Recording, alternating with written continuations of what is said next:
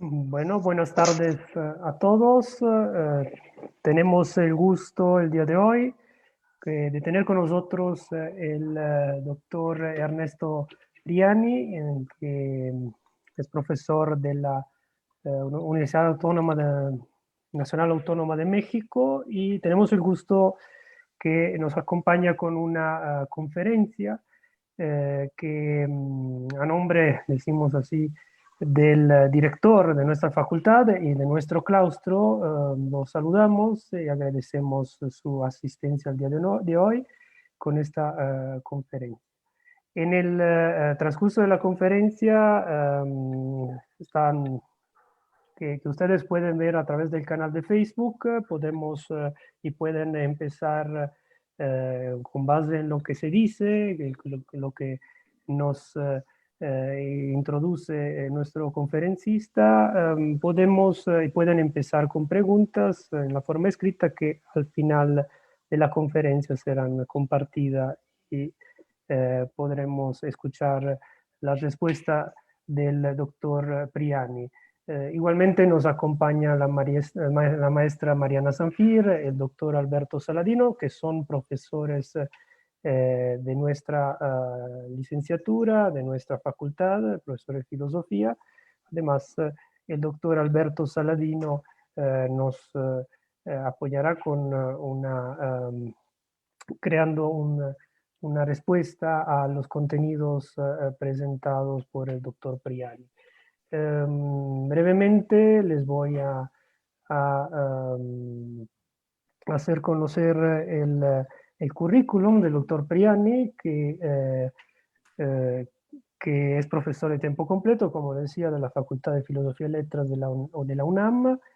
Su trabajo actual conjuga el estudio de la filosofía del Renacimiento, particularmente el Renacimiento florentino, con la problemática de la historiografía de la historia de la filosofía y también la exploración de la utilización de dispositivos tecnológicos para la investigación en humanidades. Es director del proyecto de edición y laboratorio de investigación digital, Biblioteca Digital del Pensamiento Novo Hispano, y del grupo académico Marsilio Ficino. Ha sido profesor visitante de la Universidad de Brown en Estados Unidos, la Universidad Javeriana de Colombia y la Universidad de Roma III de Italia. De manera reciente ha coordinado la traducción de las 900 tesis de Pico de la Mirandola, primera traducción al castellano, y publicado otros libros, bueno, entre ellos Una mirada al libro electrónico, escrito junto con Isabel Galina. Además de artículos sobre filosofía y humanidades digitales, en los que destaca la entrada sobre Ramón Lull en la Stanford Encyclopedia of Philosophy. Una frágil episteme. Los datos como objetos de conocimiento en humanidades, este es otro texto. Es presidente de la red HD, Red de Humanidades Digitales, miembro de la Alianza de Organizaciones de Humanidades Digitales, el grupo global Outlook Digital Humanities y el Virtual Humanities Lab de la Universidad de Brown. Sin más esperar, les dejo la palabra al doctor, agradeciéndole otra vez por su asistencia, por estar aquí el día de hoy. Y adelante, doctor, mucho gusto. Gracias. Gracias, mucho gusto. Antes que nada, quiero agradecer la invitación de la facultad para poder estar aquí con ustedes, las gestiones que Mariana ha hecho para que yo esté aquí con ustedes y, por supuesto, de antemano, Alberto, por la intención de comentar esta exposición.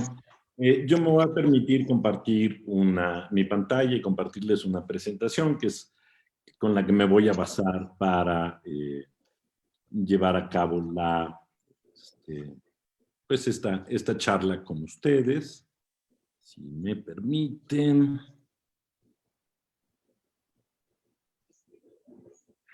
Muy bien.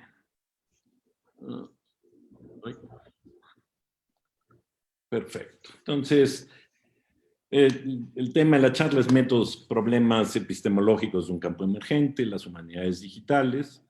Y, por supuesto, de lo que yo les voy a platicar aquí es justamente las humanidades digitales. Las humanidades digitales es algo a lo que yo me dedico desde hace aproximadamente unos 20 años.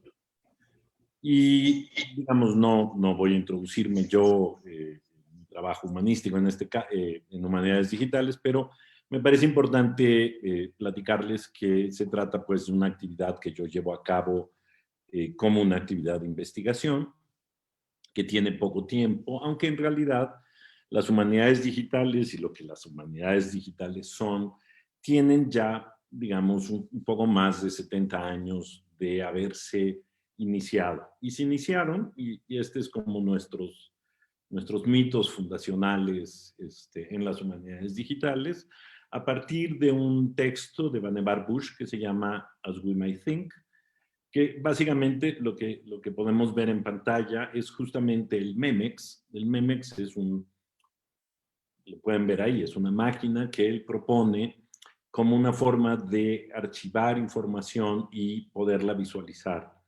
Y para ninguno de nosotros debe sorprendernos que esto es, por supuesto, incluso por la forma que tienen las tabletas sobre el escritorio, que esto de alguna manera antecede a lo que hoy conocemos como una tablet, en general como una computadora.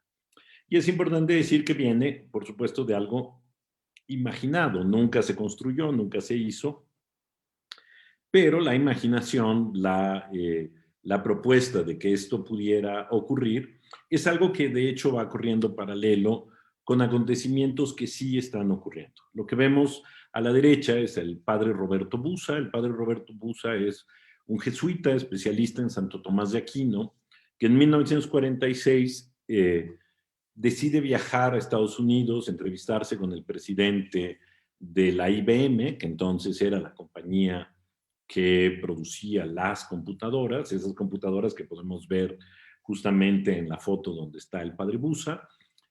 Y el padre Busa le propone al presidente de IBM que le financie la producción del índice Thomisticus, es decir, la relación de todos los términos en las obras de Santo Tomás de Aquino, dónde aparecen y cuántas veces aparecen. Un trabajo que era un trabajo de filología clásico y de edición clásico que él piensa que se puede acelerar en una computadora. Y de hecho lo hace.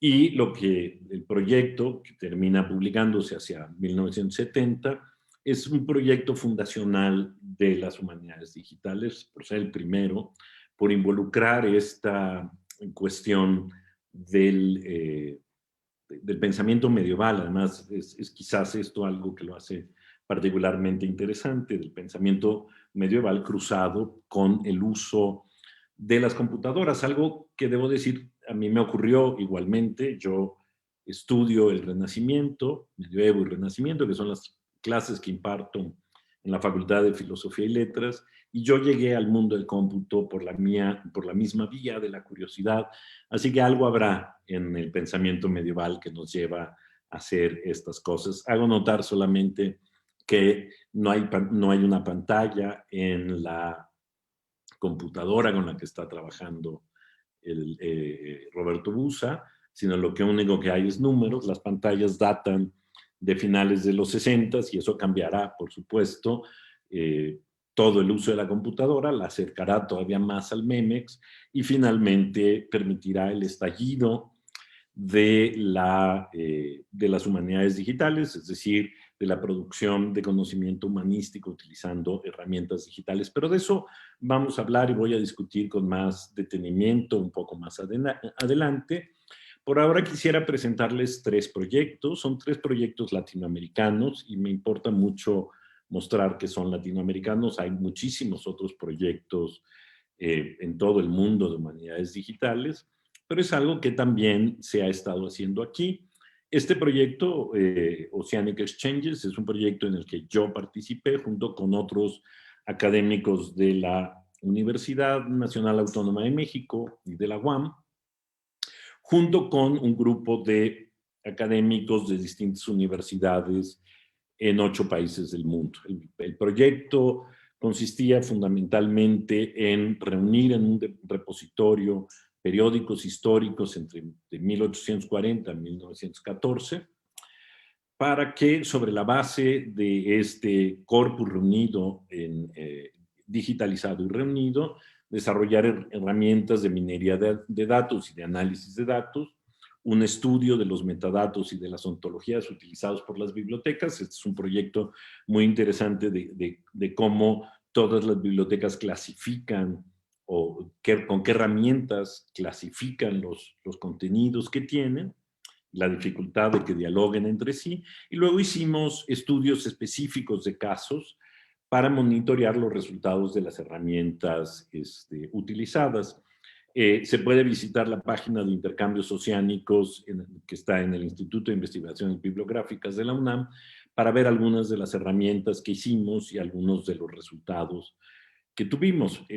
Principalmente lo que hicimos fue, por un lado, rastrear las noticias en el mundo y ver cómo la noticia iba adquiriendo distintos matices, distintas formas de presentación en todo el mundo. Es un proyecto realmente muy rico y muy interesante. Este otro proyecto es la edición digital de la relación de las cosas sucedidas en el Río de la Plata. El caso de este es utilizar herramientas georreferenciales y al mismo tiempo el marcado de textos para poder editar una serie de libros y al mismo tiempo representar la geografía colonial. Es un trabajo de dimensiones mucho menos vastas como el presentado previamente, pero es un proyecto muy interesante que reúne distintas herramientas de trabajo digital, como es el marcado de texto que permite identificar y luego recuperar las posiciones geográficas, y luego cómo se traslada eso a los mapas. Lo que vemos, además representado acá, son el conjunto y las relaciones de los nombres dentro de la relación de las cosas sucedidas en el Río de la Plata. Hablaremos de esto un poco más, pero es una representación de los datos obtenidos y contenidos. Se puede ver también ahí la dirección de internet de este proyecto. De cualquier manera, ahora que le ceda la palabra a Alberto, yo colocaré estas ligas en el chat para que sean más visibles. Finalmente está Neogranadina. Este es un proyecto sumamente interesante porque no solo es un proyecto de edición digital, sino que de hecho es un proyecto que consiste en construir escáneres y luego digitalizar archivos históricos, catalogarlos y luego a partir de todo este trabajo de digitalización hacer proyectos digitales de distintos tipos, es decir, ediciones digitales, trabajos de minería de datos con los textos, entre otras muchas cosas. Aquí, por supuesto, vemos cómo la construcción de la infraestructura, como es los escáneres y los procesos de digitalización están integrados en un proyecto muy ambicioso y muy grande y sumamente interesante. La liga también se encuentra en la pantalla si alguno de ustedes quiere consultarlo.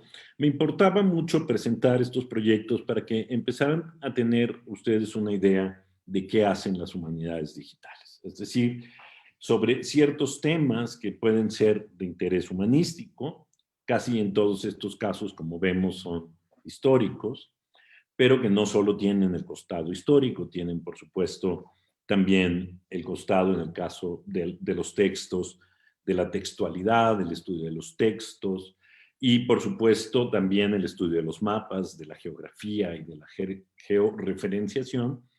Y todos estos elementos, digamos, combinados, utilizan herramientas digitales para llevarse a cabo en gran escala y además con la posibilidad, pues, también de presentarlo al público, digamos, porque en este tipo de proyectos no solo, digamos, se publica un artículo y se cierra, sino que las herramientas quedan disponibles, los mapas quedan disponibles, los sitios quedan disponibles para, digamos, continuar generando conocimiento.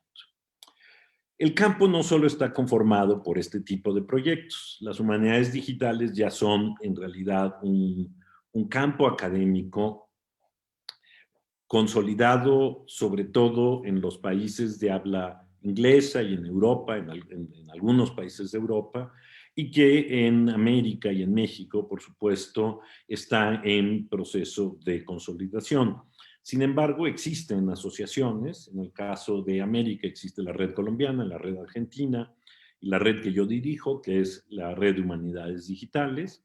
Pero a nivel ya global existe la Asociación for Computers and the Humanities, que es básicamente la asociación canadiense norteamericana, la Australasian Association, que es para la región asiática, la Asociación Europea, la japonesa, entre otras, porque en realidad hay muchas más asociaciones, pero estas son las principales. Y la asociación que agrupa a todas estas asociaciones, que es la Alianza de Asociaciones de Humanidades Digitales, que es la ADHO, que es la que organiza el Congreso Internacional más importante del área. Hay un grupo de revistas, no son todas, por supuesto. Hay una revista en español, que es la Revista de Humanidades Digitales, que es una revista de la Universidad a Distancia de Madrid con la Universidad de Buenos Aires, con la Universidad Nacional Autónoma de México. Una revista que es meramente digital, que es Digital Humanities Quarterly, y Digital Scholarship in the Humanities, que ha ido cambiando de nombre, pero es como la revista fundadora del campo, que comenzó siendo, de hecho, sobre lingüística y computación y ha ido evolucionando hacia las humanidades digitales. Hay posgrados. En México existe una maestría del Claustro de Sor Juana, una del TEC de Monterrey. En Colombia existe una maestría de la Universidad de los Andes. En todo el mundo, por supuesto, existen numerosas maestrías y doctorados, en Inglaterra, en Estados Unidos, en distintas universidades, en Alemania, donde en Colonia, por ejemplo, hay un centro muy importante, que también es un centro de educación. Está el Departamento de Humanidades Digitales de la University College en London, el de Colonia, que ya me referí, el de la Universidad de Lincoln, Nebraska, y el de la Universidad de Virginia, que son, entre otros, porque en realidad ya son muchos, los centros que conforman este campo. Y les digo esto porque, a pesar de que podemos ver que hay un número muy importante de proyectos de humanidades digitales que se están desarrollando, a pesar de que vemos con mucha claridad que hay un campo ya creado, hay revistas, hay congresos, hay centros de estudio, hay posgrados, hay asociaciones. Aún así, en realidad no hay una definición de lo que son las humanidades digitales. Y esto, como veremos, es muy conveniente por muchas razones y afecta un poco la manera en que se está construyendo el campo. Aquí yo les muestro 3 definiciones de lo que son las humanidades digitales, una por Johanna Drucker, otra por Alexander Hill y otra por Antonio Rojas. Los 3 son muy importantes humanistas digitales en el campo. Ninguno es latinoamericano, curiosamente. Drucker es de Stanford, me parece. Alexander Hill es de Columbia y Antonio Rojas está actualmente en Colonia. Y como ven, todas las definiciones de humanidades digitales parecen coincidir en una cosa, que las humanidades digitales son un punto de encuentro, un lugar de intersección, un conjunto de prácticas que se unen y quizás, como señala precisamente Antonio Rojas, es una disciplina que no quiere ser definida todavía porque está en un proceso de crecimiento y de autodefinición. Pero yo encuentro que todas estas son en realidad una especie como de solución de compromiso al problema de qué son las humanidades digitales, que refleja, a mi juicio, también un problema que hay en el fondo, que es cómo se construye conocimiento en humanidades digitales. Porque quizás algunos de ustedes están pensando, pues, ¿qué hace al humanista digital? Es decir, un historiador cómo se hace humanista digital, es porque usa una computadora, o es que tiene que saber programar en R, o es que maneja muy bien el Excel, o qué lo hace, qué tipo de cosas. Y si ustedes se dan cuenta, las definiciones no nos ayudan a mostrar cómo está construido el campo, sino que nos ayudan a entender que en realidad parece ser una comunidad de humanistas que se junta a jugar con computadoras. De hecho, la definición de la Asociación Argentina de Humanidades Digitales es esta, es decir, ellos mismos, la asociación se define como una comunidad de prácticas en la que sus integrantes desarrollan actividades personales y propias de sus líneas de investigación en un cruce transdisciplinar que se encamina a la actividad colectiva, buscando fomentar el trabajo colaborativo más allá de las instituciones, aunque con el apoyo de esto.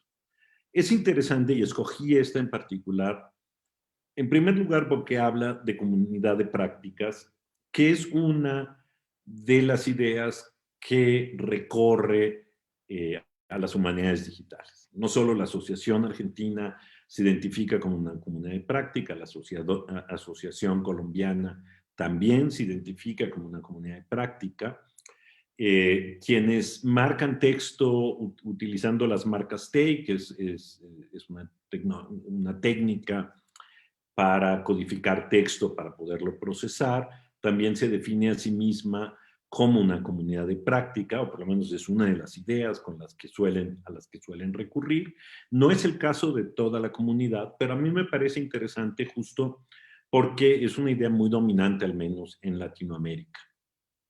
Y lo que es interesante del fraseo que hace la Asociación Argentina es justamente cómo combina la idea de que desarrollan sus líneas de investigación con actividades personales en otro campo.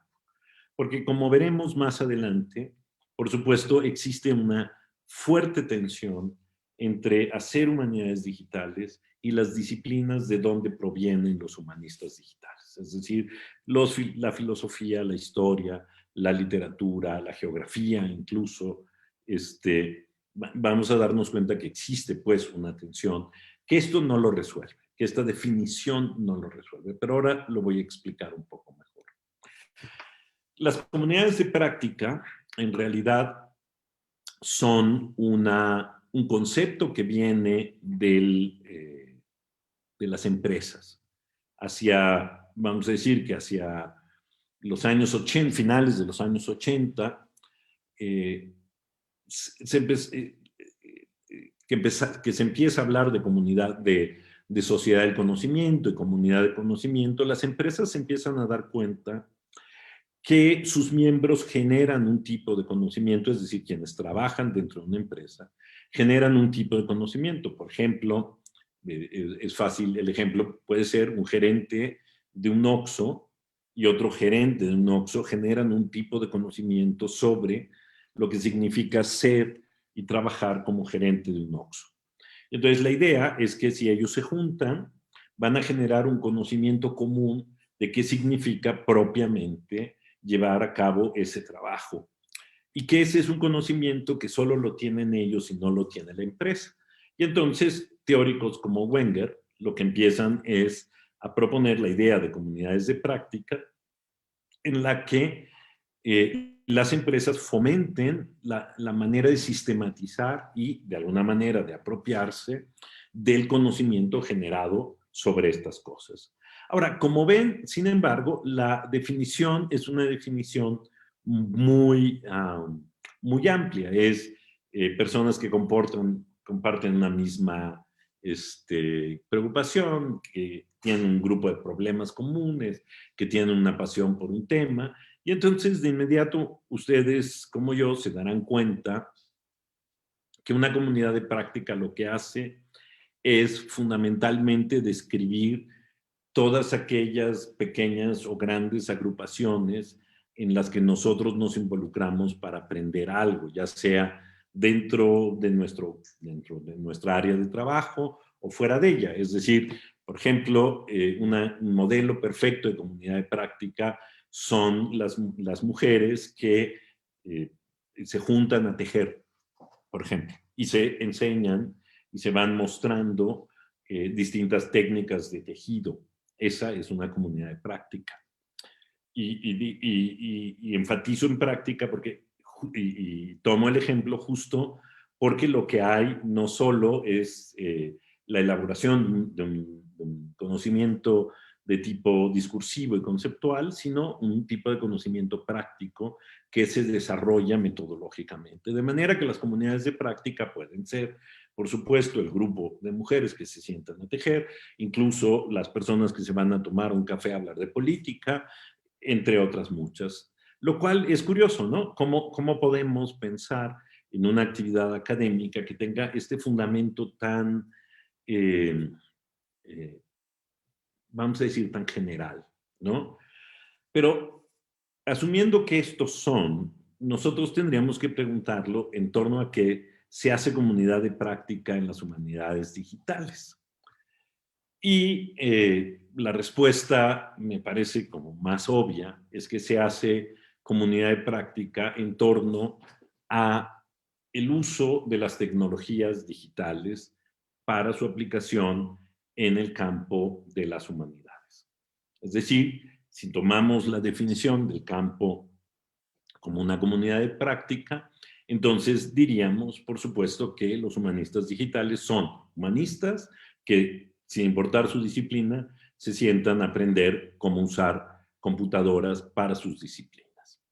Esto, sin embargo, plantea un problema muy interesante que resulta justo de lo que ha dicho, de lo que hemos visto en la Asociación Argentina, porque parecería que los humanistas digitales no, digamos, que los humanistas no dejan de ser humanistas al hacerse digitales y que la relación con el instrumento, con la computadora y los procesos computacionales, es de tensión respecto a la disciplina. Vamos a ver cómo esto se agudiza un poco después, pero lo podemos anticipar en el caso de la historia digital, porque los historiadores digitales, a diferencia del resto de los humanistas, ya hablan de una subdisciplina que es la historia digital.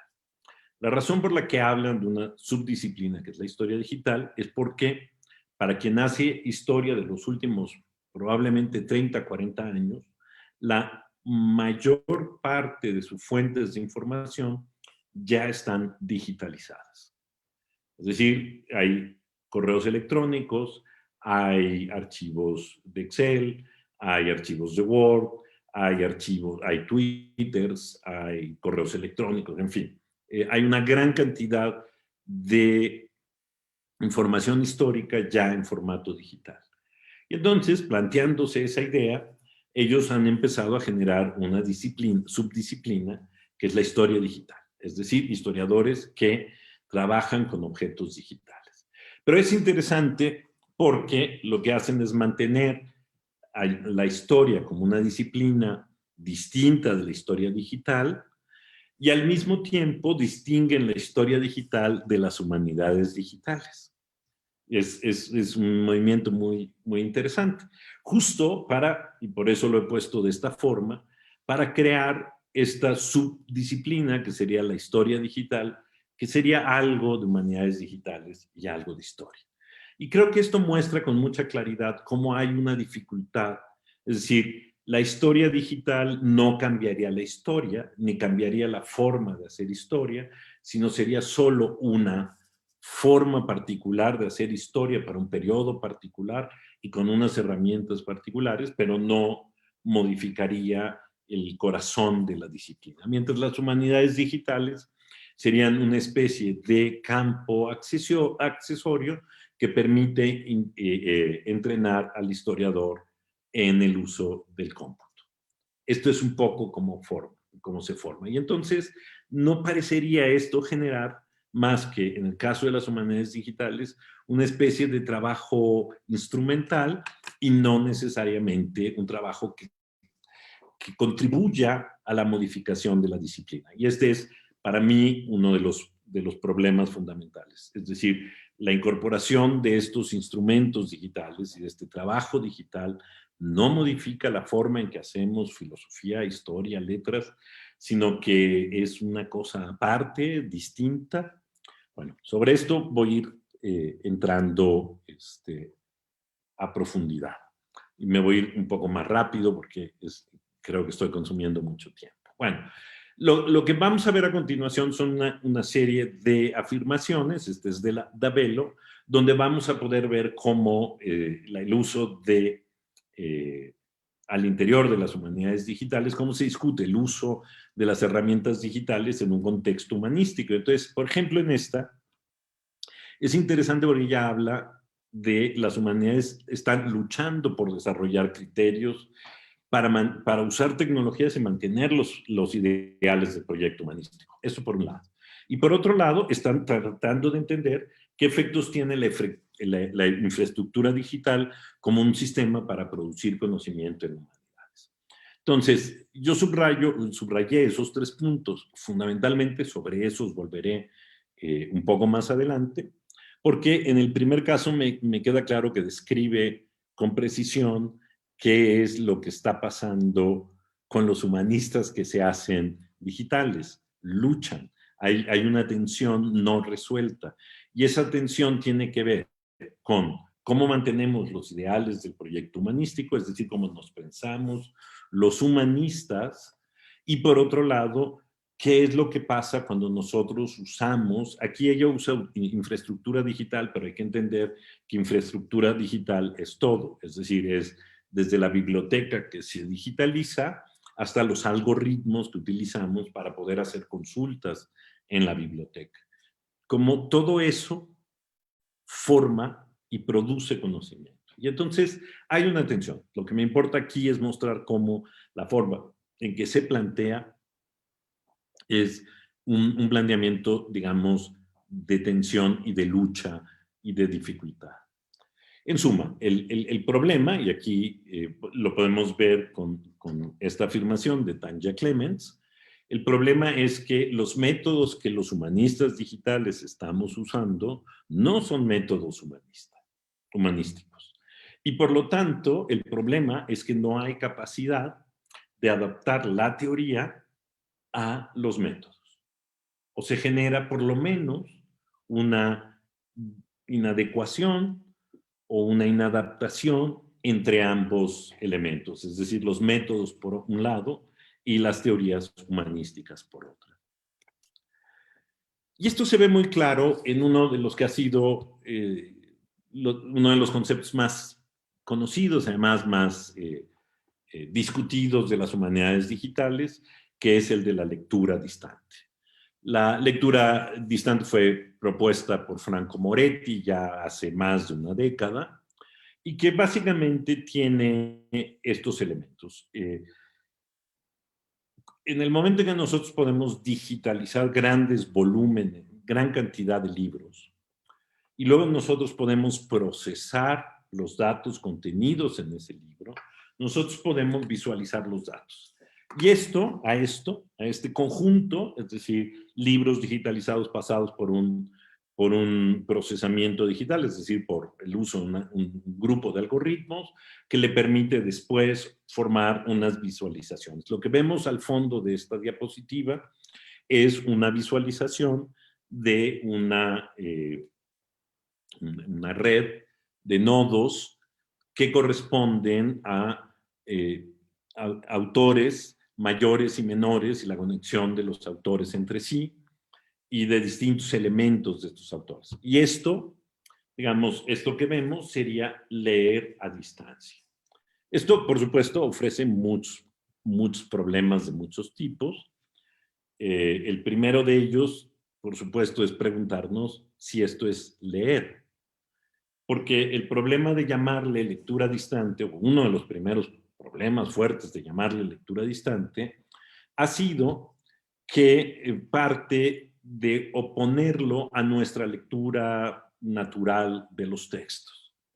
La lectura distante sería justo una oposición a la lectura cercana, digamos. Hay que decir que antes de que apareciera lectura distante, nadie hablaba de lectura cercana, uno hablaba simplemente lectura sistemática en todo caso, y entonces la lectura distante lo que hace es convertir el procesamiento de textos en una forma de leer. Y eso, por lo menos, genera problemas, porque no se ha adecuado y no se ha discutido en su integridad cuál es el concepto de leer para poder asumir que procesar gran cantidad de información textual es leer.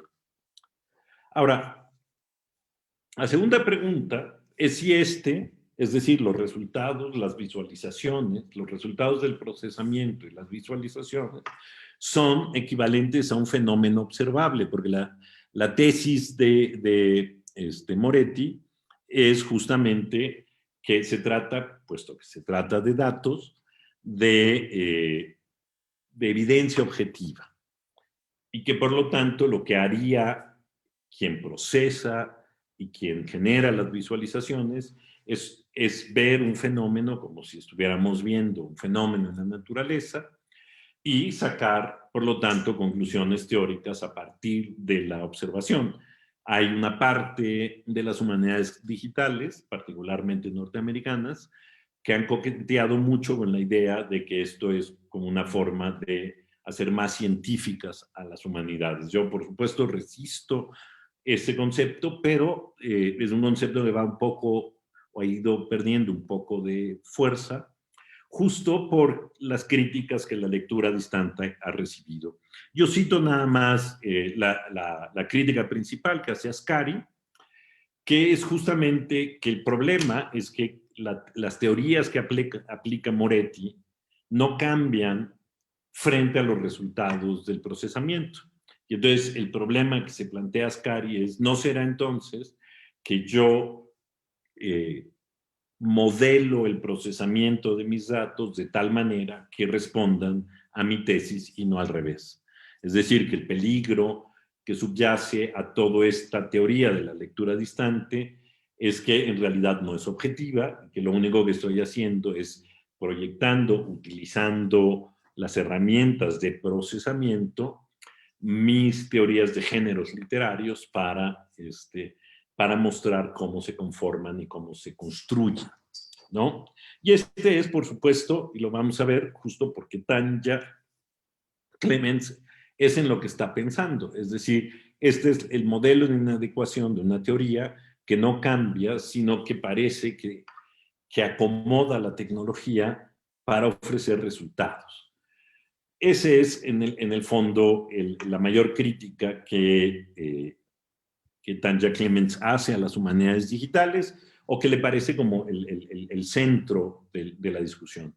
Ella está pensando que a diferencia de las ciencias sociales, las humanidades lo que hacen es que no han podido generar modos de evaluar los métodos cuantitativos como métodos hermenéuticos y que por lo tanto a la hora de presentar las teorías y las ideas no se adecúan.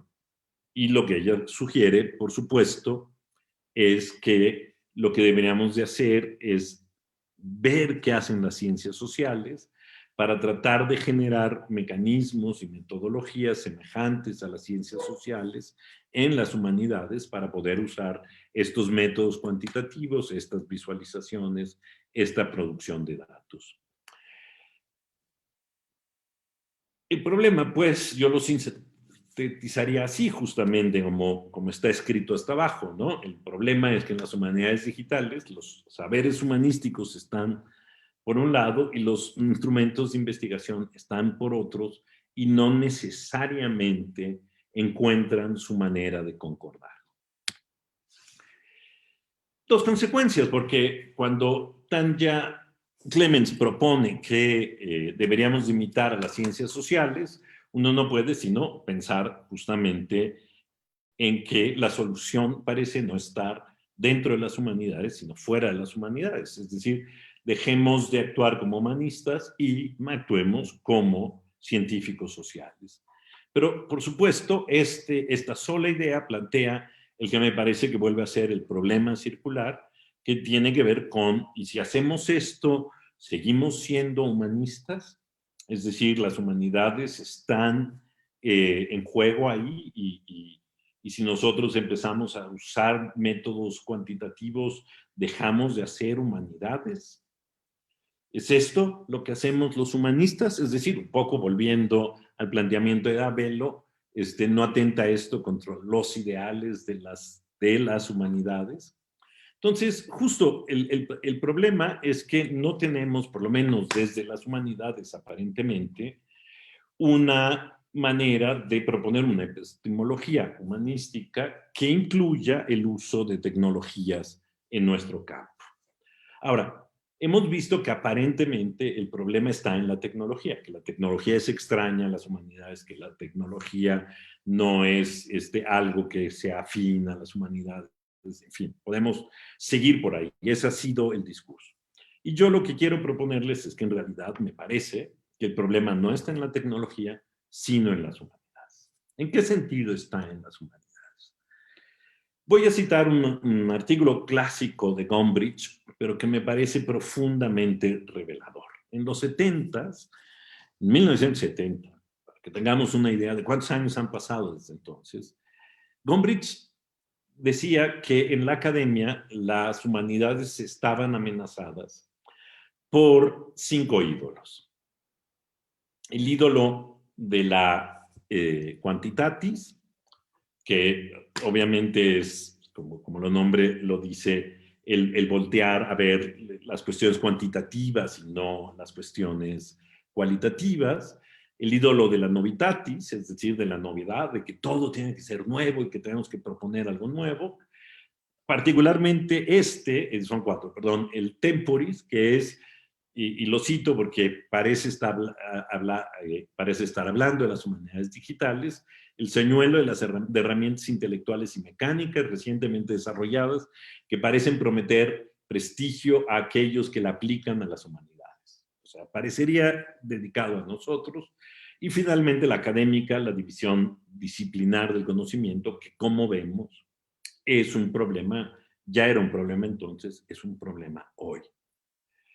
Y el que aparece no es Gombrich, sino es Jacobo Burckhardt, que además es el padre de la historia cultural y el padre del Renacimiento como periodo filosófico y cultural y luego periodo filosófico. Y Gombrich lo pone como ejemplo y bueno, lo describe justamente por su lectura sistemática, por la manera en que revive todo, pero sobre todo cómo puede interpretar y reinterpretar los textos y descubrir nuevos, ¿no? Y entonces cifra, o sea, si ustedes ven, lo que Gombrich piensa es que las humanidades son eso. Y entonces, claro, esto es lo que está en el fondo. En el fondo está una resistencia de las humanidades a herramientas mecánicas o herramientas intelectuales que se puedan aplicar a las humanidades. El uso de datos cuantitativos, el uso de la novedad, porque justamente, y digamos, en lo único que yo coincidiría con él es la académica. Si ustedes se dan cuenta, parecería que Gombrich nos pone una versión de las humanidades que no pueden ser otra cosa como son actualmente. Me parece que la idea de Gombrich es una idea dominante en las humanidades y que en buena medida ha sido el problema que encontramos en el corazón de las humanidades digitales. Es decir, las humanidades son una herencia cultural que reinterpreta, pero que al mismo tiempo excluye otros procesos ante la idea que a mí me parece sumamente discutible y problemática, la idea de una identidad que está dada en no hacer estas otras cosas. Yo sí creo, no es el caso de esta conferencia, pero yo sí creo que a los humanistas nos corresponde en este momento revisar con mucho cuidado esos ideales humanísticos, cómo se construyeron, cómo se generaron y ante qué, a qué respondían. En nuestro caso en México es paradójico, ¿no? Porque se construyen al momento en que se produce la revolución. Entonces es muy contradictorio esta construcción de las humanidades como disciplinas de conservación frente ante un momento revolucionario. Pero bueno, así es la historia y no podemos hacer nada. Pero me parece entonces que nosotros lo que tenemos que hacer es pensar muy bien en cómo nacieron esos ideales y si realmente nos seguimos enfrentando, nos seguimos identificando con esos ideales. Pero volviendo a las humanidades digitales, y con esto ya casi termino, creo que un primer error es pensar que las humanidades digitales son únicamente una actividad de humanistas. En la práctica no lo son.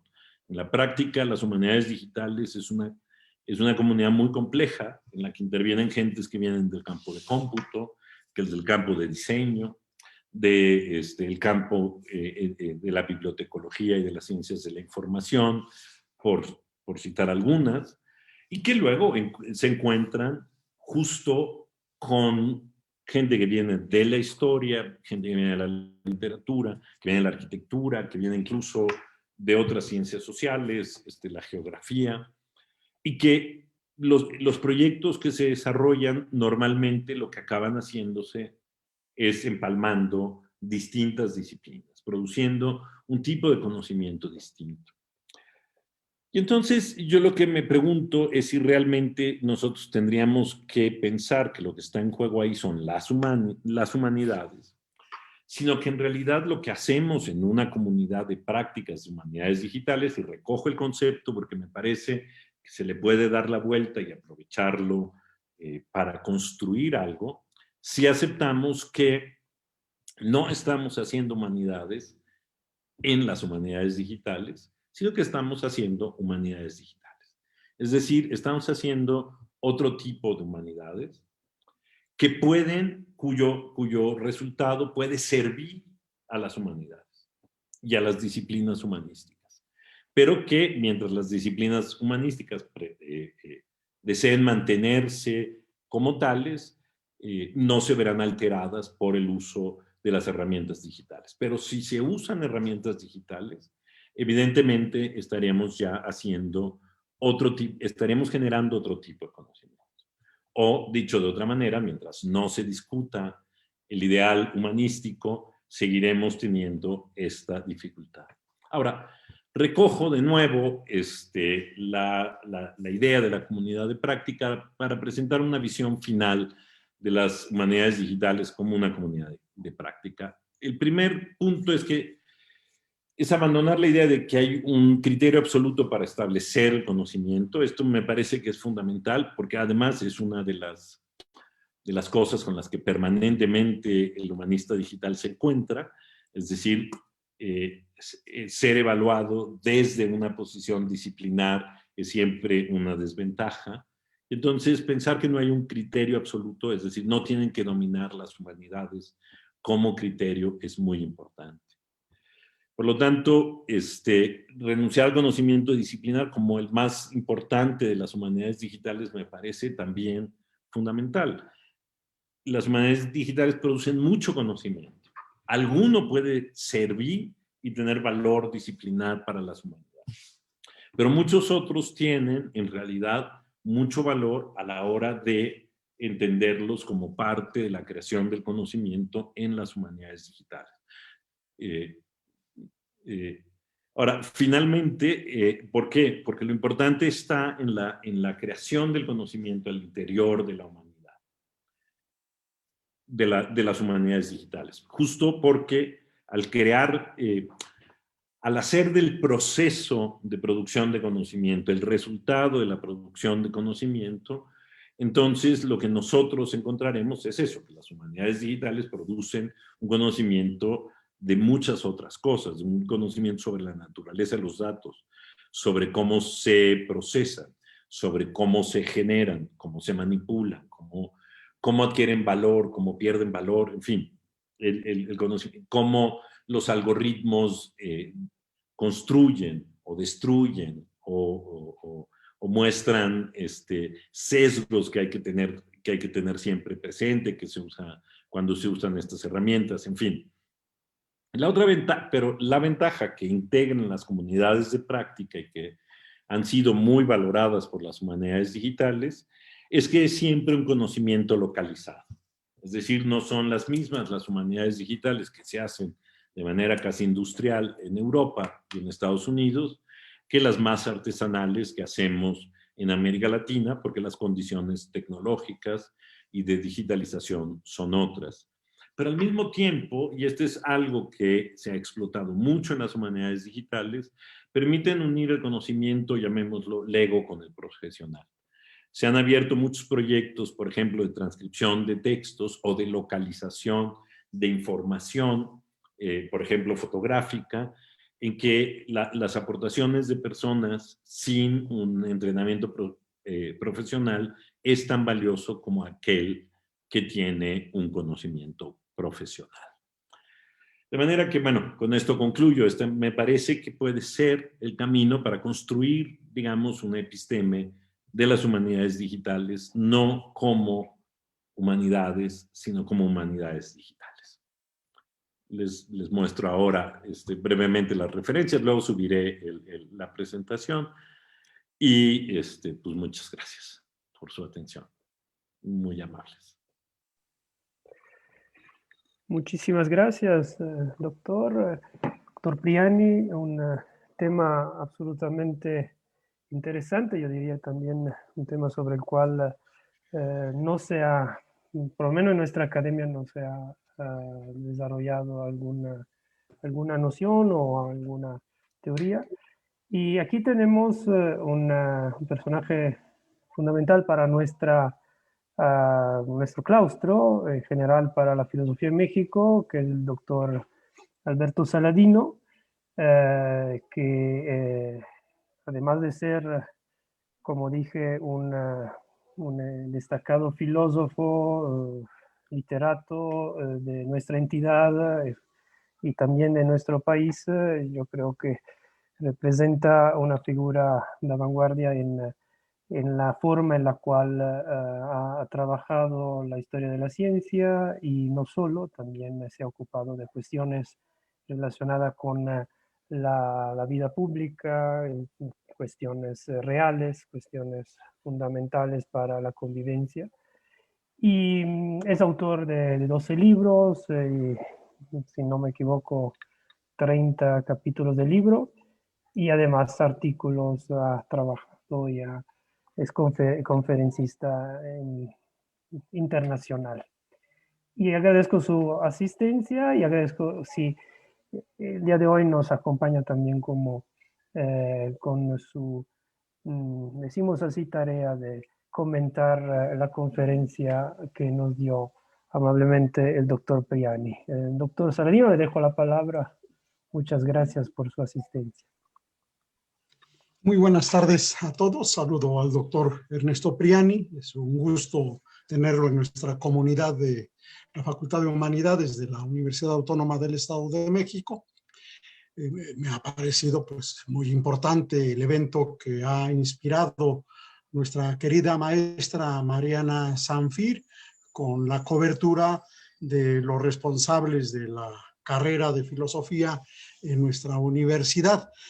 He elaborado un texto que voy a leer muy breve, naturalmente, y que solo aborda la parte del borrador que usted nos hizo favor de compartir y que, claro, con varias ideas que ahora nos ha planteado, podría ampliarse e incluso ser un medio para poder realizar algún tipo de debate. Yo creo que nos está dejando, como siempre dejan las exposiciones de filosofía, este interés por cuestionar, por debatir, por enriquecer el conocimiento filosófico.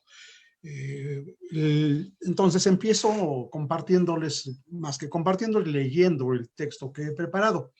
El contenido de la conferencia del doctor Ernesto Priani Saizó, métodos y problemas epistemológicos de un campo emergente, las humanidades digitales, sustenta, me parece, la urgencia de reconceptualizar el quehacer de las humanidades y el significado mismo de esta área del saber. Responde a la situación que cada vez más percibimos como crisis civilizatoria, de modo que puede leerse como un manifiesto que piensa el tránsito a otra época en el cultivo y la investigación de las humanidades.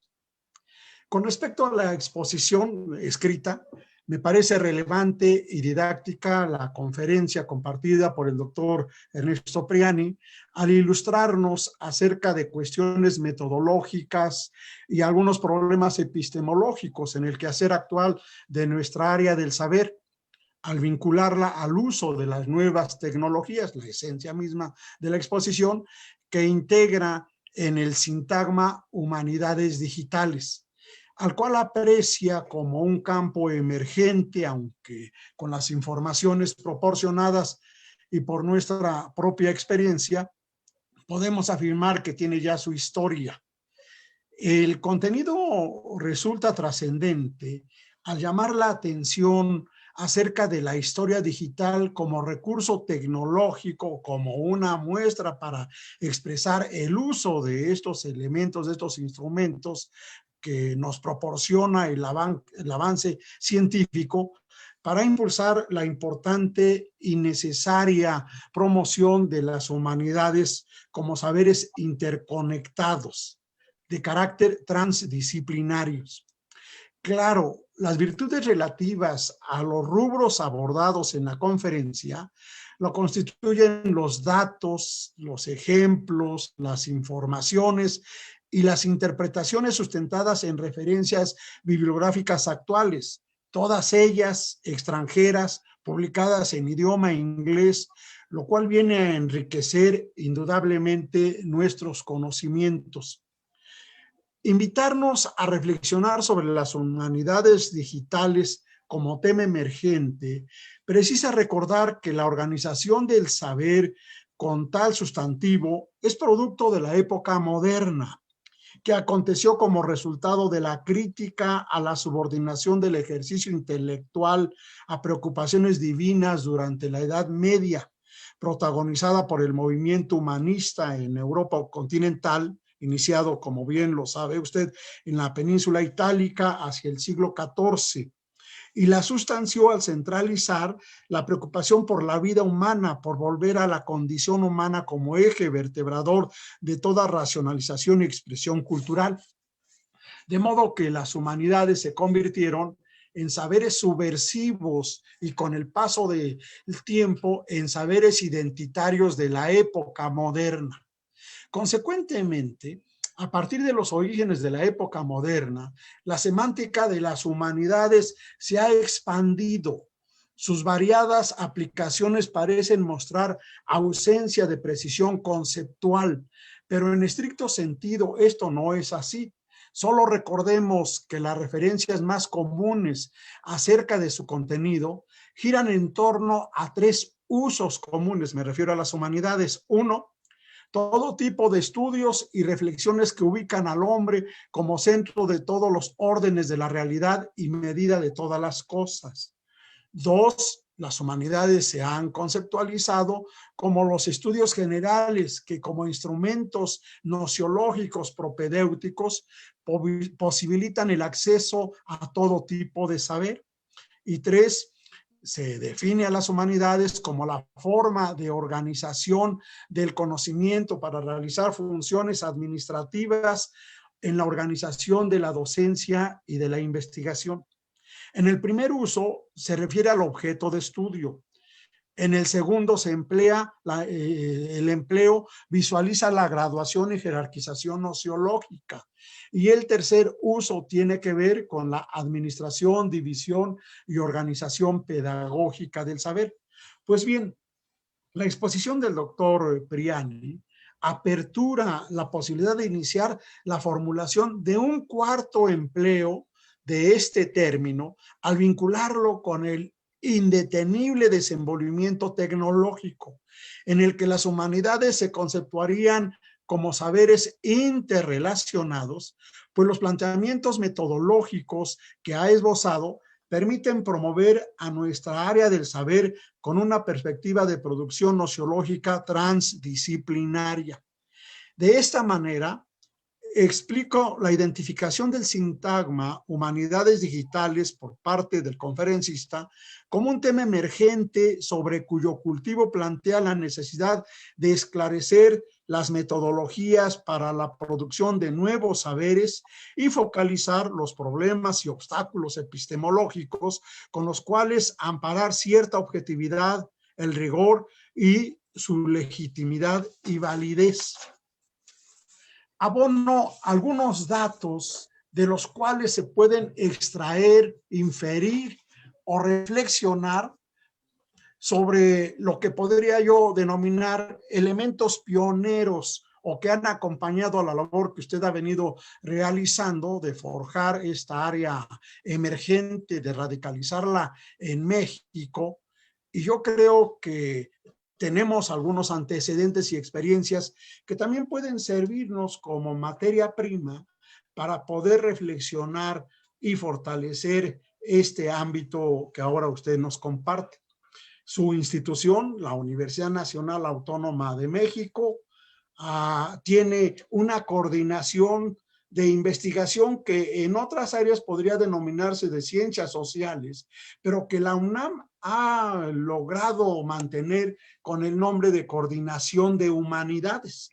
Y justamente la Coordinación de Humanidades ha aplicado en muchos programas. Recuerdo yo de manera especial a la anterior coordinadora de Humanidades, la doctora Estela Morales, quien trabaja temas justamente desde esta perspectiva para realizar historiografía y una serie de compilaciones de informaciones que servirían de utilidad para la investigación.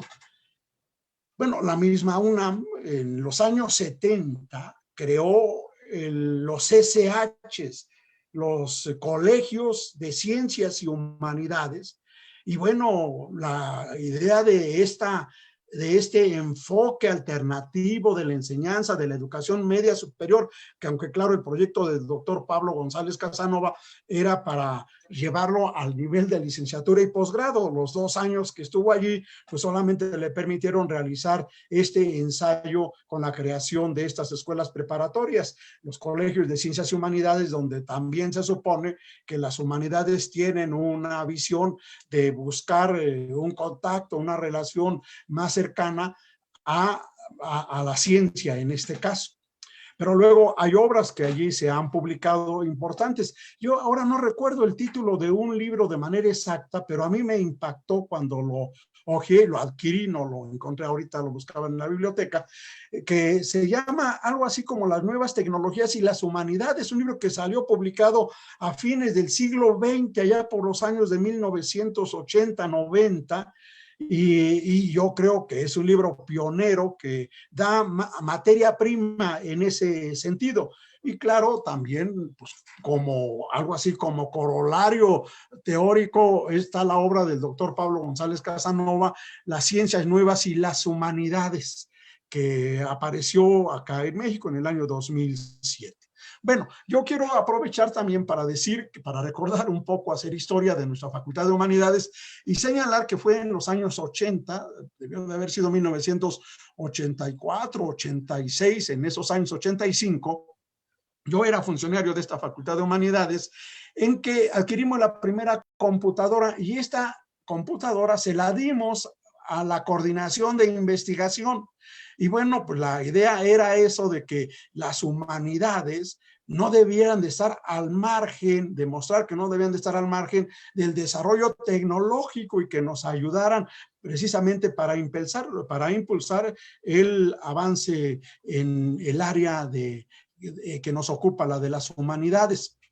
En segundo lugar, un profesor, el doctor Juan Pareñá, que en paz descanse, él inició en los años 80, fue un aficionado al uso de la tecnología, de las computadoras, y él inició la elaboración de un índice, trató de realizar una especie de catálogo de las categorías que trabajaban los filósofos mexicanos en el siglo XX.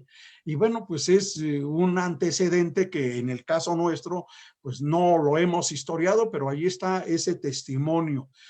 Yo igualmente con el uso de las tecnologías para apoyar la investigación en humanidades, tuve la fortuna en el año 2009-2010, en el ciclo escolar de septiembre a julio de estos años, hice una estancia sabática en la UNAM, en el Centro de Investigaciones sobre América Latina y el Caribe.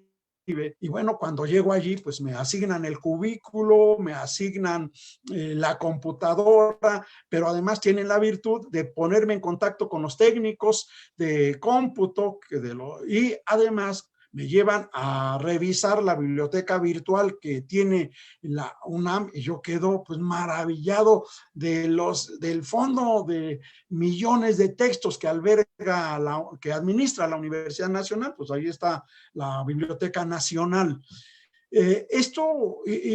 Claro, allí me adapté, aprendí el uso más eficiente con el apoyo de estos técnicos de las tecnologías y yo iba a escribir un libro, a hacer una investigación sobre un libro, un pequeño modesto texto para antologar, más que antologar, hacer una historiografía y un catálogo de las historias de filosofía que se habían escrito en América Latina. Y bueno, lo logré hacer con todo ese apoyo de la UNAM. Y ese año, tengo que confesar, no solo escribí ese libro, sino escribí otro libro con la misma intencionalidad sobre historia de la ciencia en América Latina. Entonces, yo creo que esto que usted nos ha ilustrado es lo que me lleva a recordar estas experiencias. Bueno, voy a terminar mi exposición. De paso, quiero aprovechar para solicitarle, doctor, que nos pueda autorizar la publicación de su texto. Claro, puede corregirlo, puede enriquecerlo, etcétera, para que lo publiquemos en una revista virtual que tenemos en el cuerpo académico que yo dirijo, que es Estudios Transdisciplinarios sobre Cultura en América Latina. La revista nuestra se llama Días Contados.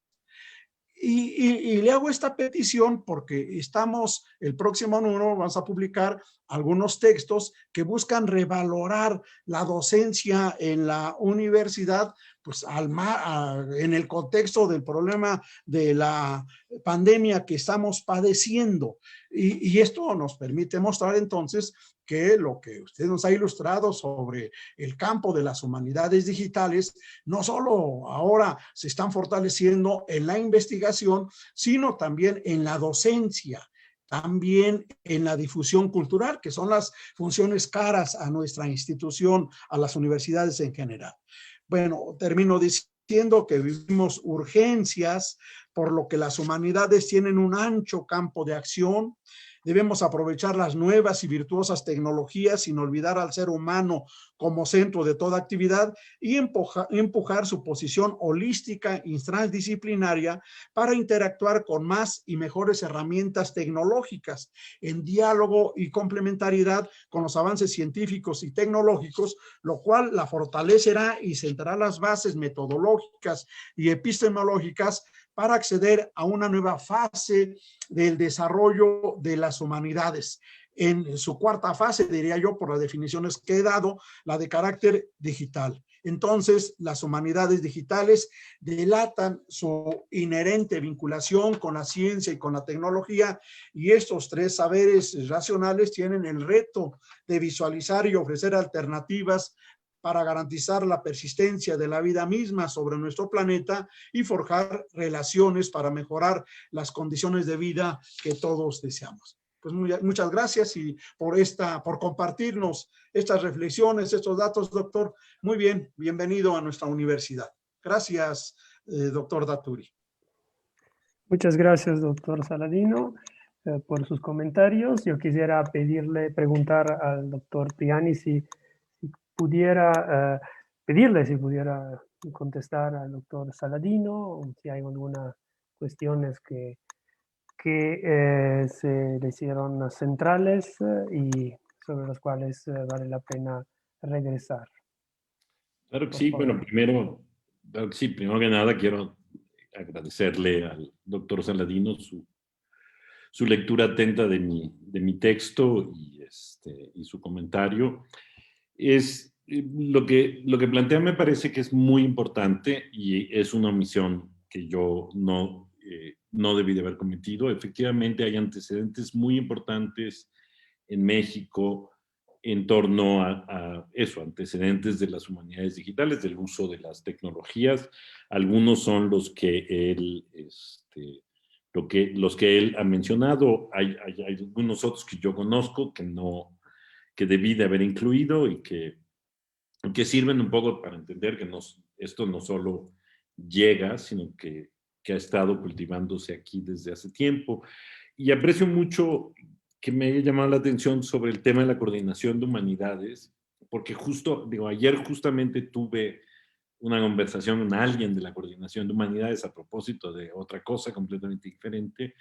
Y ayer me di cuenta de esto mismo que me está usted señalando, que es la incorporación de las ciencias sociales a las humanidades, por lo menos desde el punto de vista administrativo, que me parece muy significativo, por lo menos para nuestra cultura dentro de la universidad. Y por supuesto el esfuerzo que significaron los SHs, que son, digamos, y esta reflexión que hay sobre la convergencia de las humanidades y las ciencias nuevas, que me parecen muy valioso. Por otro lado, también creo que coincidimos, yo coincido y me gustó mucho la forma en que lo planteó desde el punto de vista del objeto de estudio de las humanidades, la nociología, en fin.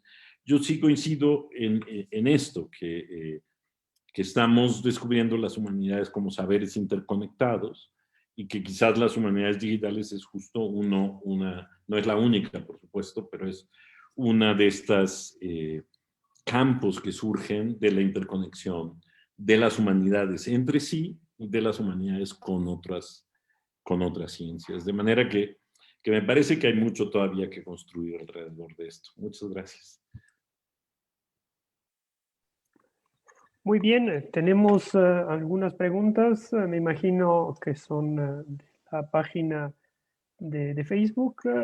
Si fuera tan amable de poder apoyarnos con contestarlas, doctor. La primera es: ¿cuáles son los retos de las humanidades digitales en la universidad contemporánea? Yo creo que es muy amplia, ¿no?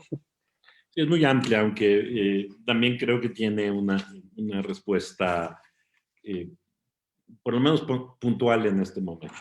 Es decir, los retos me parece que son tres fundamentales. El primero es la infraestructura, porque justo para poder hacer humanidades digitales lo que se requiere es una infraestructura. Se ha avanzado mucho y las universidades, incluso el país en general, tienen cada vez mejor infraestructura digital, pero sigue habiendo diferencias y la necesidad de crear esa infraestructura. La segunda, que me parece la más importante de todas, es la pedagogía y la enseñanza. Necesitamos formar a los humanistas en estas nuevas tecnologías. Así como les enseñamos a hacer muchas cosas, a ir a archivos, a consultar libros, a generar una bibliografía, etcétera, tenemos que empezarles a enseñar algunos elementos básicos para identificar, para moverse en este mundo digital, ¿no? ¿Qué es un archivo digital? ¿Qué es un dato? ¿Cómo se trabajan los datos? Yo que en parte enseño esto en la universidad, me he dado cuenta que de veras es un proceso de alfabetización que se tiene que llevar a cabo y que no estamos llevando a cabo. Me disculpo por la música que va a entrar en este momento, pero bueno, es el café que pasa por la casa promoviéndose. Y finalmente me parece que el otro reto es la digitalización de nuestros acervos y la creación de herramientas para trabajar con herramientas digitales para trabajar con esos acervos digitales. De acuerdo. Y la segunda pregunta es: ¿la virtualidad como consecuencia de la pandemia puede considerarse una intrusión acelerada de las humanidades digitales? Pues yo debo decir que nos cayó como anillo al dedo, parafraseando al presidente de la República. Pero sí, o sea, la verdad es que antes de la epidemia, plantear muchos de los temas y de las cuestiones de habilidades digitales, sobre todo particularmente las que se aplican en la enseñanza, era muy difícil. Había mucha resistencia, sobre todo de parte de la comunidad humanística, y uno lo entiende, porque es una comunidad vuelta a la conservación de nuestra herencia cultural, y entonces se entiende que no sea precisamente la más abierta a veces para esto.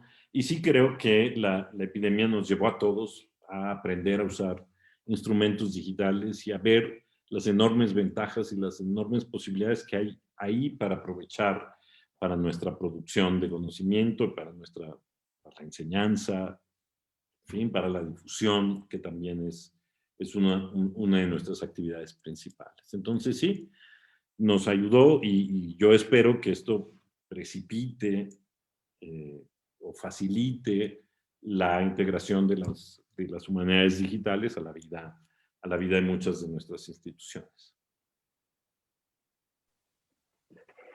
Muy bien. Antes que todo, quisiera saber si alguno de los asistentes en la sala de Zoom quiere hacer alguna pregunta. No sé, la maestra Sanfier quisiera decir algo sobre el tema o sobre la presentación del día de hoy, por favor.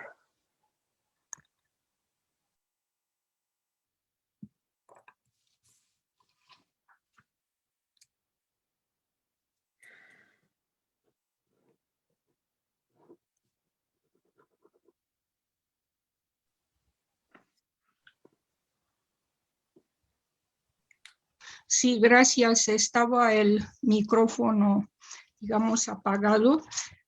Empezaré solamente con una pregunta que el doctor Priani sí la puso de manifiesto, digamos, es el hilo conductor de su disertación de hoy. ¿Cómo no traicionar nuestra vocación de ser humanistas? Vamos al paso de aprender también otras herramientas que nos ha presentado. Eso es mi principal pregunta y agradeceré seguir dialogando al respecto. Gracias. Muchas gracias. Pues o sea, es lo que me quita el sueño a mí, pero yo lo que puedo decir es yo lo que encuentro es que hay una diferencia abrumadora en la incorporación de la tecnología a las humanidades que la incorporación de la tecnología a otros campos. Y uno de los rasgos principales que yo veo en las humanidades es que esta incorporación se hace de una manera crítica. Dicho de otra forma, si bien hay como mucho entusiasmo acerca de lo que las herramientas digitales pueden hacer, al mismo tiempo me parece que los humanistas somos muy conscientes de que toda construcción humana es una construcción humana que debe ser objeto de análisis, de discusión, de crítica, para tratar de entender realmente qué es lo que hay ahí. Y entonces me parece que una de las formas, o la forma principal de no renunciar a nuestra vocación, es mantener esa visión crítica. Es decir, necesitamos una historia, por supuesto, de los instrumentos y nuestras herramientas digitales, por ejemplo. En el proyecto Intercambios Oceánicos, uno de los primeros retos fue la Biblioteca Digital Nacional de México. Y es muy interesante ver que había muy pocos documentos existentes, sobre esta historia, pero sobre todo la enorme importancia que conocer cómo se hizo importa para entender todos los problemas que surgen del uso de esa herramienta. Y me planteo uno, les cuento uno muy, muy simple. No hay una relación entre el acervo físico y el acervo digital. Entonces, parece que sí, pero no lo hay. Y entonces, quiere decir que uno puede en el acervo físico encontrar cosas que no están digitales.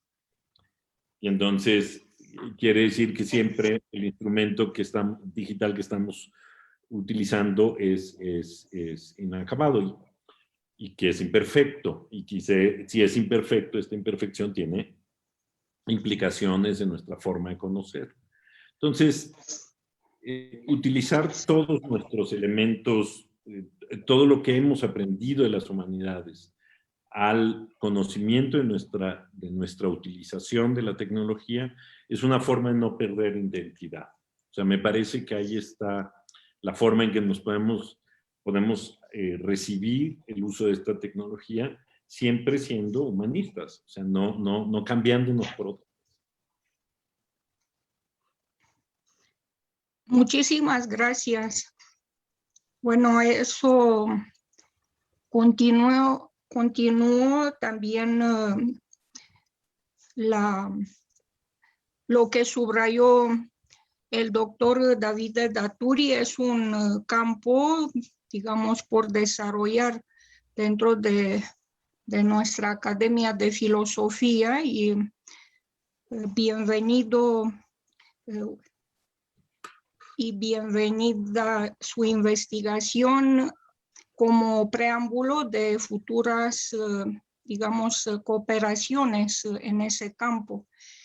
Y al mismo tiempo sí coincido con lo que se ha subrayado, y también lo que puso de manifiesto el doctor Saladino, que digamos, es nuestro veterano, digamos, en ese campo de las humanidades, y ha aportado a través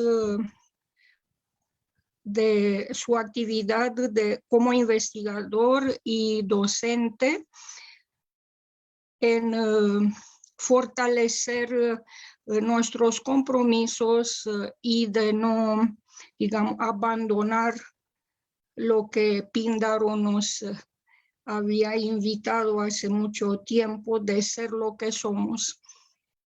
Yo le agradezco haber aceptado compartir su investigación con nuestra comunidad, y esperemos que eso sea fructífero en tiempos venideros. Muchísimas gracias, doctor Ernesto Priani, y agradezco también a nuestras autoridades académicas, administrativas, de auspiciar ese magno evento. Muchas gracias. Al contrario, el agradecido soy yo. Muchísimas gracias. Muy bien, no sé si alguien más en la sala, o Hugo, no sé si habrá otras preguntas en la gente que nos escucha desde Facebook. Esas dos. ¿Alguien de la sala? Tenemos tiempo todavía para una pregunta, si no sería ya el momento de poder concluir nuestro evento.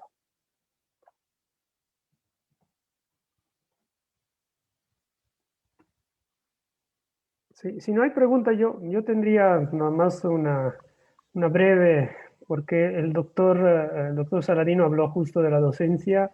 Parece hasta ahora que me parece entender que sea un poco una ausente, una necesaria área de las humanidades que debe estar presente o deberá estar presente también. Y sobre todo en este periodo en el cual estamos viviendo, yo creo que el tema de la docencia ya se ha vuelto un tema central, sobre todo la docencia de las humanidades, Yo he tenido varias dificultades de entender cuál sería mi aportación en ese ámbito desde una metodología tecnológica. Me acuerdo que en un curso al cual participé de aula invertida, había la posibilidad de crear mucho material para, no sé, medicina, para física, porque había varios profesores de varias áreas, pero cuando yo tenía que hacer material para filosofía, se me hacía muy banal reducir a un video de YouTube sobre la estética de Hegel. Yo creo que todavía la clase magistral o el diálogo con los estudiantes sea la forma. Le quería preguntar esto, porque hay una posición muy fuerte, decisamente dura, del filósofo italiano Giorgio Agamben sobre el tema de enseñar a distancia. Yo no sé si esto es parte de, pero me gustaría escuchar su punto de vista, porque Agamben ya desde el inicio de la pandemia, cuando se empezaba a hablar de la necesidad de enseñar a distancia, él comparó al juramento fascista que pidió el gobierno fascista en el 1931, a todos los profesores, que eran 1250, si no me equivoco, y solo 18 dijeron que no querían jurar a favor del fascismo. Él decía, los profesores que están de acuerdo con la tecnología a distancia, con enseñanza a distancia, son como estos que firmaron el juramento fascista. Eso sí fue muchos italianos se opusieron a ser tan extremo. No sé si usted, ¿qué diría?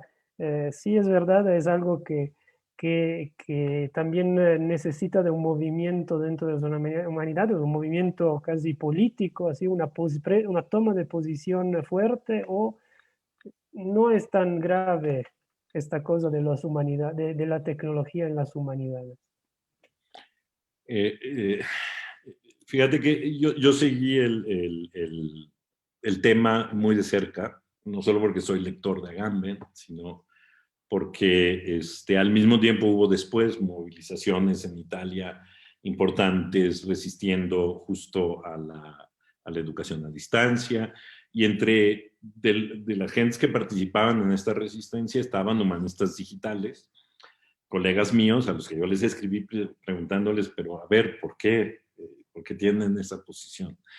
Y lo primero que puedo decir es que me queda claro que hay algo que se me escapa, o por lo menos eso fue lo que entendí de mis colegas, de una situación como política en relación con la educación en Italia, que digamos que propulsó toda esta discusión y esta reacción de resistencia de Agamben en este tema en particular, ¿no? Y que está atravesada, por lo tanto, por una posición política que creo que tiene que ver menos con la tecnología y más con la posición política alrededor de la educación en Italia, ¿no? Porque en otras partes del mundo hubo reacciones y ha habido dificultades de adaptación y críticas, pero no tan estructuradas y con una visión tan crítica respecto a la educación en línea. Y una de las críticas además principales, que otro de los colegas que se dedica además ha sido muy crítico con esto, ha sido la utilización de las plataformas digitales en la educación. Es decir, la UNAM tiene un acuerdo con Zoom, tiene un acuerdo con Meet, con Google, y entonces, claro, una de las cosas que puede ser muy controversial es que estamos haciéndolo a través de plataformas multinacionales, lo cual tiene serias implicaciones políticas en muchos sentidos, ¿no? Eso por un lado.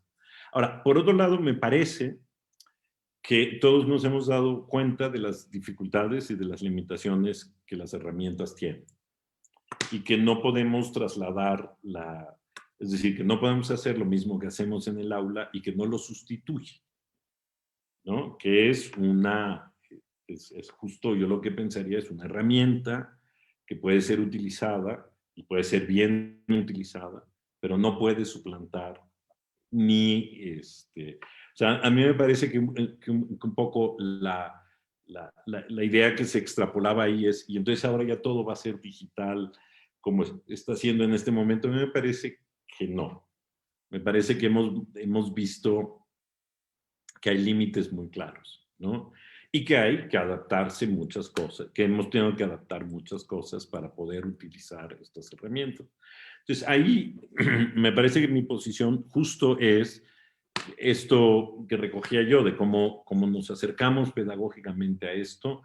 Me parece que la tecnología es un instrumento extraordinario para la enseñanza, pero hay que saberlo incorporar a la enseñanza. O sea, por sí solo no es ninguna maravilla. La maravilla es cuando el profesor la usa y sabe por qué la usa y sabe para qué la usa. Un poco pensando, se puede hacer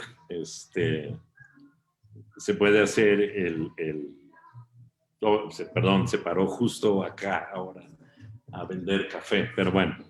No se preocupe. Yo me disculpo, pero bueno. Volviendo a esto, o sea, me parece que se puede hacer contenido y que es importante hacer contenido. O sea, una de las críticas mayores, también de otro colega italiano, humanista digital, clasicista, muy crítico con esto, es que el contenido que se produce, él lo usa para enseñar latín, es fugaz, y que entonces no hay una producción de contenido consistente, que pueda sustituir a un buen libro de texto, que pueda ser y que sea además perdurable, ¿no? Eso no hay.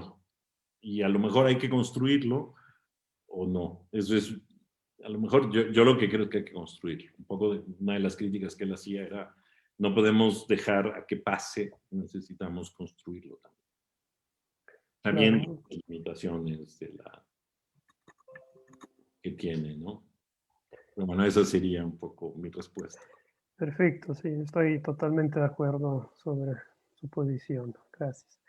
Bueno, yo, si no hay otras preguntas, no me queda que reiterar mi agradecimiento como coordinador de la licenciatura y como también profesor del claustro de filosofía para la excelente presentación de un argumento que, a decir la verdad, era prácticamente yo sin, decimos, totalmente virgen, no tenía, más allá de entender el contenido, el significado del título, sí hemos podido el día de hoy ya introducirnos y esperemos que podamos tener en otra ocasión, siempre en este año, una conferencia similar del doctor Priani, que con el apoyo, el auxilio de la doctora maestra Mariana Sanfir, para que podamos seguir trabajando sobre estos argumentos.